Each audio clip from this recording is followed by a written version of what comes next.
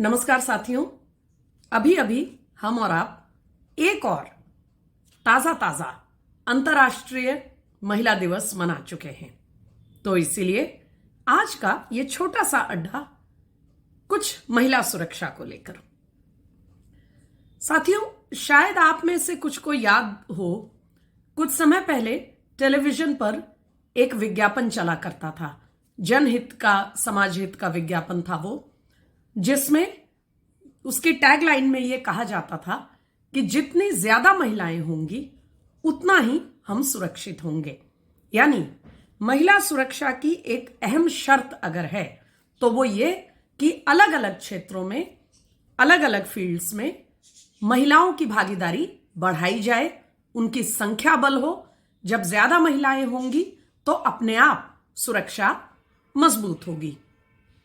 लेकिन आज संदेश खाली के परिप्रेक्ष्य में, पश्चिम बंगाल के परिप्रेक्ष्य में कम से कम ये बात पूरी तरह गलत साबित हुई है।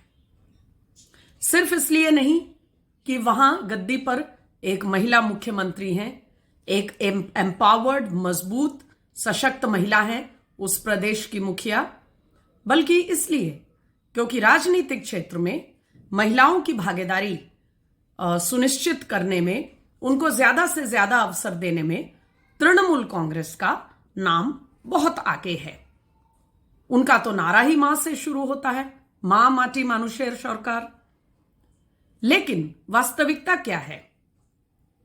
देश के एनसीआरबी का जो सबसे लेटेस्ट डेटा है उसको एक बार ऊपर उसको नजर मारिए।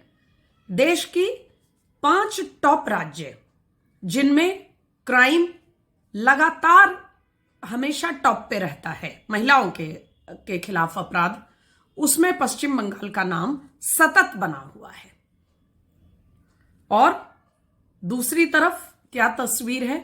पश्चिम बंगाल में तृणमूल कांग्रेस ने 2019 में सबसे ज्यादा महिलाओं को अवसर दिया।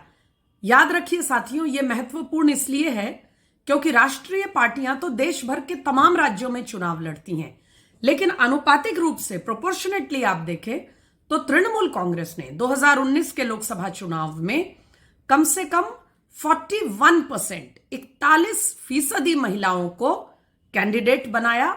और शायद इसीलिए सबसे ज्यादा महिला लोकसभा एमपी, अगर टोटल संख्या देखें तो उसमें तृणमूल के पाले में है। लगभग 40% महिलाएं हैं, उनके टोटल संख्या बल को देखें। राज्यसभा में भी महिलाओं को भेजा है उन्होंने। एमएलएस को देखें तो करीब 13.5 या 14% उनकी जो विधायक हैं वो महिला विधायक हैं। इसकी बराबरी कुछ और पार्टियां कर सकती हैं, भारतीय जनता पार्टी में भी है।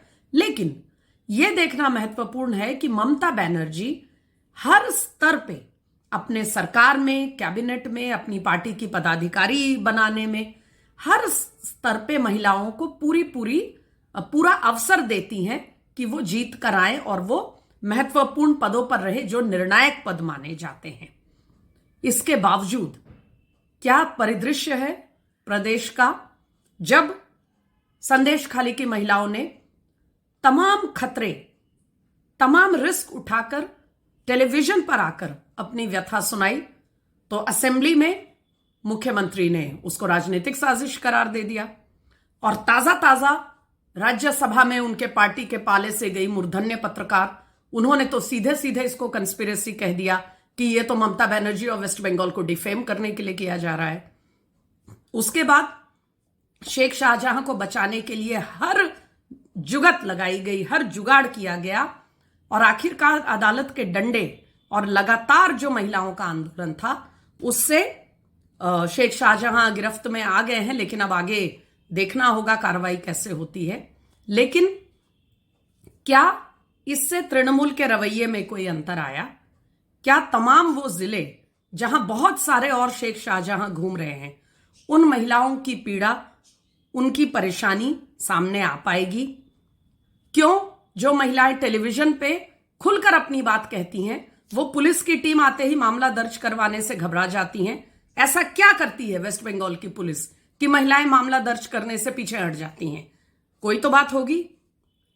और अगर आप कहें कि केवल संदेश खाली को एक कारण बनाकर, एक बहाना बना करके पूरे प्रदेश पे अटैक किया जा रहा है, जैसा कि कुछ आलोचकों ने बात उठाई है, तो यह स्पष्ट कर दूं कि 2021 में जब प्रदेश में चुनाव हुए और पोस्ट पोल वायलेंस जो हुआ, जिसमें सबसे ज्यादा महिलाएं प्रभावित हुई, जब इस तरह के रोंगटे खड़े करने वाले मामले आए कि एक वृद्धा को अपने पोते की उपस्थिति में उनके साथ दुष्कर्म किया गया, मार मार कर, मास रेप करके महिलाओं को अपने गांव छोड़ के भागना पड़ा, किस अपराध के लिए?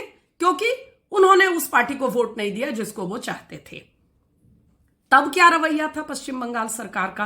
बिल्कुल यही रवैया था। जो बातें थी माइग्रेशन की, गांव छोड़कर दूसरे प्रदेश में शरण लेने की, उसको भी झुटलाया गया। जो मामले आए सामने उनको भी झुटलाया गया। वो तो अगर सुप्रीम कोर्ट में जाकर के उन मामलों को खोला नहीं जाता और अदालत ने एक स्टैंड नहीं लिया होता, तो वो मामले तो हमेशा के लिए झूठे करार दे दिए गए थे। तो इसीलिए साथियों, ये कहते हुए दुख होता है, लेकिन महिलाओं का नेतृत्व के पोजीशन में होना, महिलाओं का निर्णायक पद पे होना, महिलाओं की राजनीति और सरकार और प्रशासन में अच्छा संख्या बल होना, महिला सुरक्षा की कोई गारंटी नहीं है। महिला सुरक्षा तभी होगी जब प्रशासन, सरकार, नेतृत्व संवेदनशील होंगे, हर मामले को सिरे से झुटलाने के बजाय उसकी छानबीन करेंगे और छानबीन को उसके लॉजिकल कंक्लूजन तक पहुंचाया जाएगा। घूम फिरकर बात वहीं पे लौट आती है कि हिम्मत आम महिलाओं को, पीड़ित महिलाओं को ही करना होगा। सिर्फ ये देखकर खुश होने से कोई फायदा नहीं है कि आपका नेतृत्व एक महिला संभाल रही है।